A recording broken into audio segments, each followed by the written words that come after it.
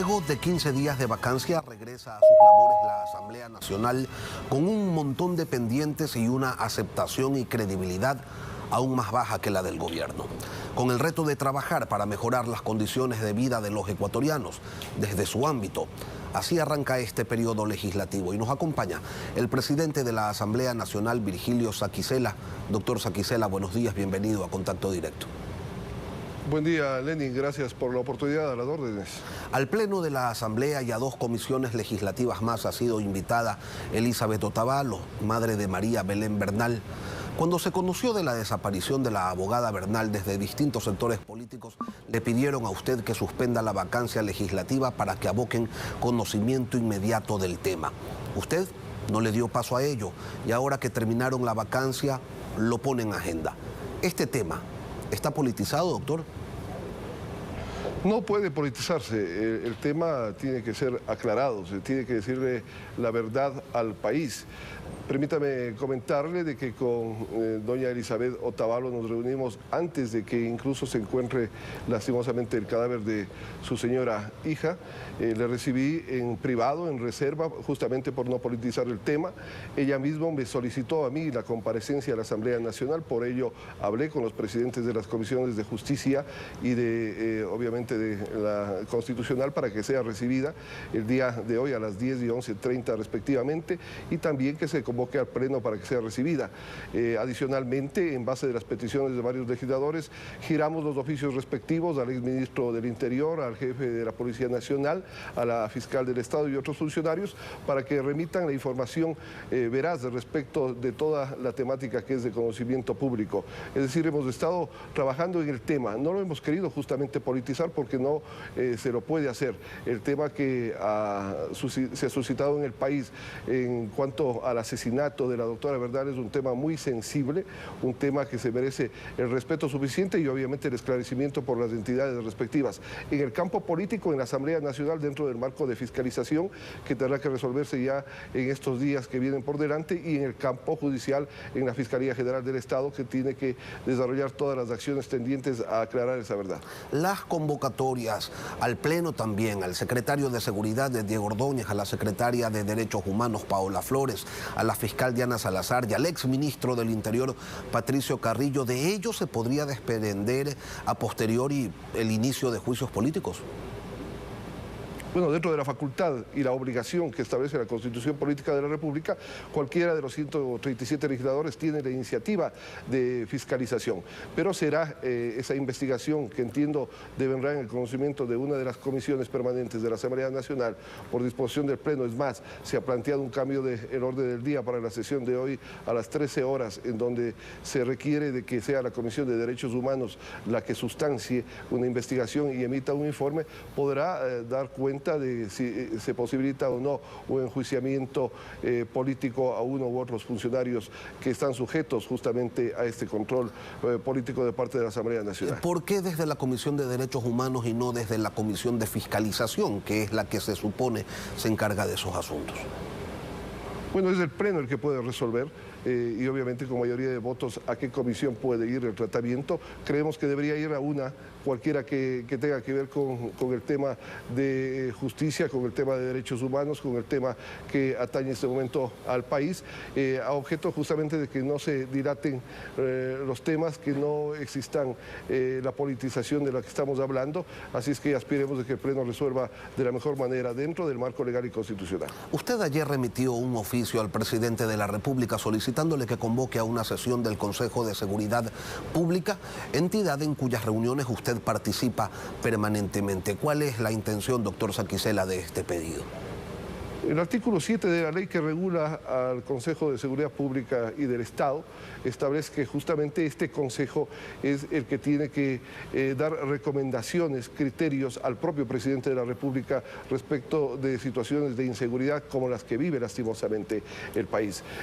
Obviamente el caso de la doctora Bernal ha sido un caso sumamente sonado en lo público, en la conciencia ciudadana, pero existen otros casos como el asesinato de un fiscal, la muerte de un abogado, los últimos días, la inseguridad en las propias cárceles del país. Existe una ley que fue propuesta por el propio Ejecutivo respecto de la reforma de varios cuerpos legales que tienen que ver con seguridad, que ya tiene el informe para primer debate de la Comisión de Seguridad, informe en el cual se amplía, se reestructura esa propia ponencia del Gobierno Nacional, por citar un ejemplo en cuanto al SNAI, de que no sea lo que dice el COIP actualmente, simplemente un organismo que está incluso sin control, que no tiene un órgano de fiscalización. Debería dársele la categoría de una secretaría con el rango de ministerio para que tenga el control y puedan tomar las decisiones, que tenga un presupuesto fijo, que establezca la posibilidad de que los centros de rehabilitación social, obviamente que están tan venidos a menos, en donde no se respetan los derechos de los ciudadanos, en donde se dan lo que se ha dado en el país, pueda buscar una luz al final del túnel en cuanto a la solución en estos centros de rehabilitación llamados así, que lastimosamente no lo son. ¿Y el Ejecutivo ya le respondió?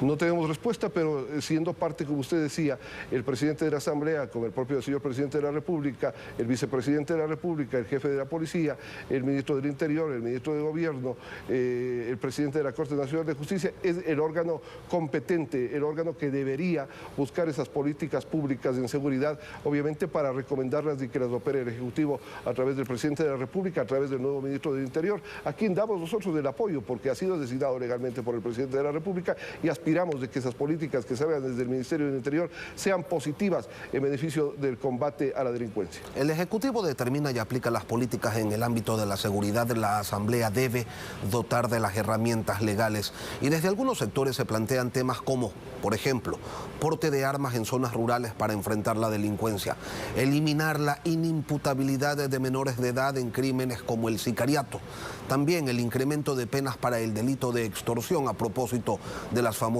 vacunas que se extienden por todo el país. ¿Habrá prioridad, doctor Saquicela, para analizar estos temas en este nuevo periodo legislativo?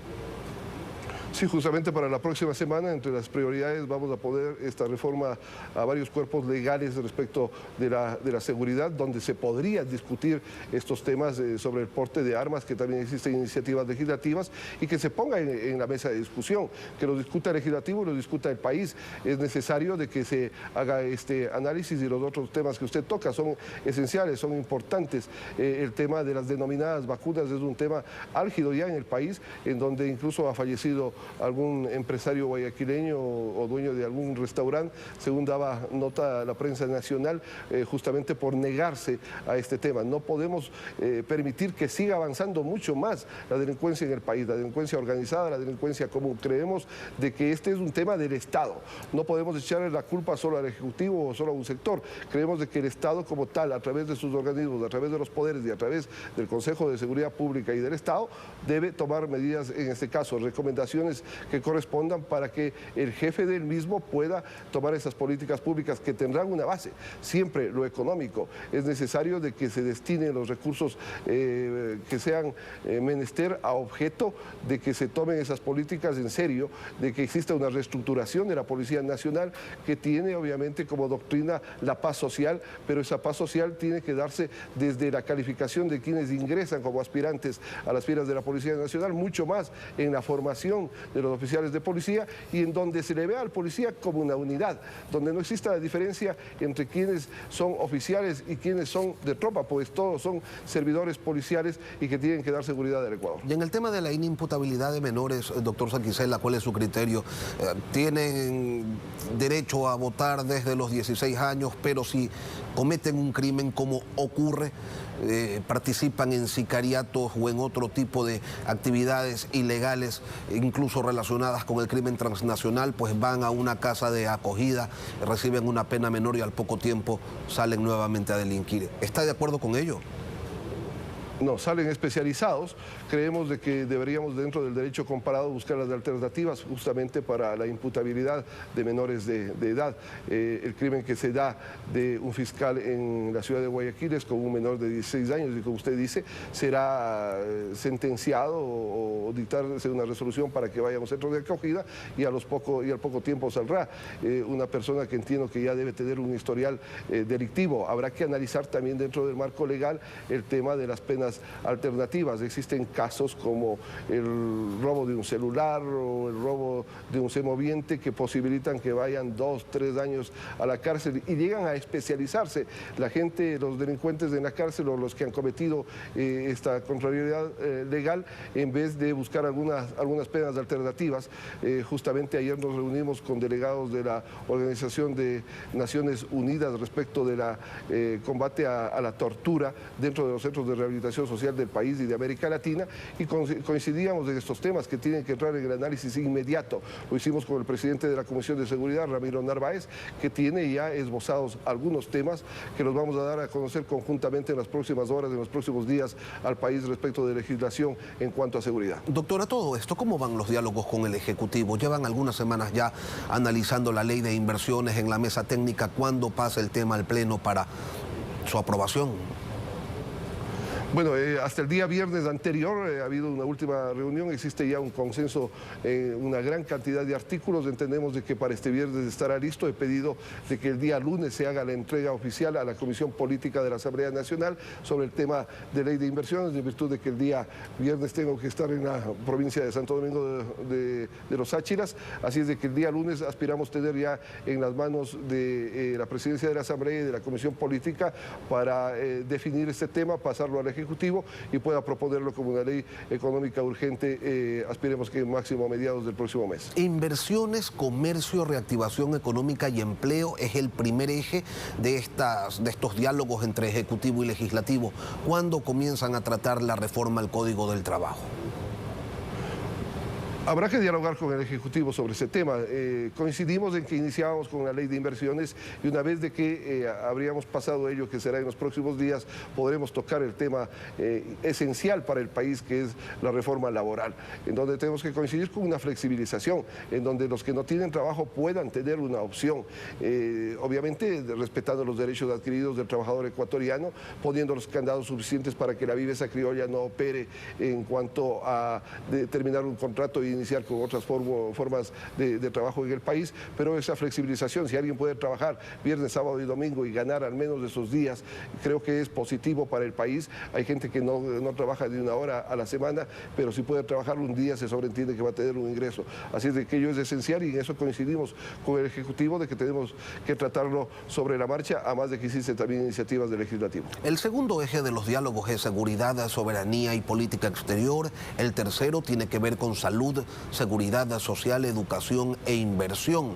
social. ¿En qué momento, doctor Saquicela, el Legislativo va a tomar el toro por los cuernos y va a tratar una reforma profunda al sistema de seguridad social que ya no da más? 3 millones de afiliados sosteniendo 11 millones de atenciones médicas sin contar las prestaciones a los jubilados es sencillamente insostenible. Sí, en temporalidad se habla de 5, 7, 10 años que podría quebrar la seguridad social. Creemos que una mesa de diálogo de seguridad social es necesarísimo para el país, no puede esperar, hay que sincerar la seguridad social. Justamente usted dice una gran verdad, existe un grupo reducido de los que sostienen a la gran mayoría de quienes acuden a la seguridad social. Visité el hospital Andrade Marín hace días acá en Quito y me decían que habían turnos de 8.000 gentes diarias y que atendían casi a 5.000 gentes al día. Imagínense esa situación y por lo tanto eso impacta en el tema medicina, eso impacta en un servicio adecuado. Así es de que usted tiene razón y compartimos al 100% de que debe haber una mesa de diálogo seria para que transparente la seguridad social, para que todos los afiliados y todos los beneficiarios de la seguridad social del Ecuador sepamos la realidad y podamos tomar decisiones pragmáticas, no políticas, sino pragmáticas que posibiliten de que la seguridad social se asegure, valga la redundancia en la terminología, en cuanto a su sostenibilidad en el tiempo y obviamente en dar los derechos que tienen los afiliados. El gobierno ha propuesto en consulta popular la reducción del número de asambleístas. Esto sí está en análisis de la Corte Constitucional y aún no hay una respuesta. Pero usted, doctor Saquicela, sí tiene seguramente un criterio sobre esta pregunta. ¿Le parece que es adecuada o no? Bueno, yo creo que, y comparto la reducción del número de asambleístas en el país, no comparto la fórmula porque atentaría contra la representatividad. Imaginemos que provincias como las orientales de 3 legisladores pasarían a tener 1 legislador y lo que se aumentaría son los legisladores nacionales. Usted entiende de que los legisladores nacionales que son electos en el país con frecuencia lo son de las provincias grandes del Ecuador, de Pichincha, de Guayas. Porque las organizaciones políticas así lo determinan, ¿no? No hay ninguna ley que diga que tengan que ser de ciudades grandes. Pero el quehacer político determina también esas situaciones. No, a veces se dan reformas que se vuelven un poco inaplicables. Bajo ese contexto creo que la representatividad debe estar en las provincias. Si es que el pueblo ecuatoriano resuelve, luego de que pase el control constitucional, de que hay que hacer esa reducción, en buena hora yo creo que debería buscarse esa alternativa. Pero aspiremos de que ya la Corte Constitucional se pronuncie lo más pronto posible, pueda definirse. Ahí también podría buscarse una pregunta desde el Ejecutivo respecto de la reestructuración seria y real de la Policía Nacional para que cumpla realmente su doctrina, que es la paz social. Virgilio Saquicela, presidente de la Asamblea Nacional. Gracias por acompañarnos, doctor, aquí en Contacto Directo.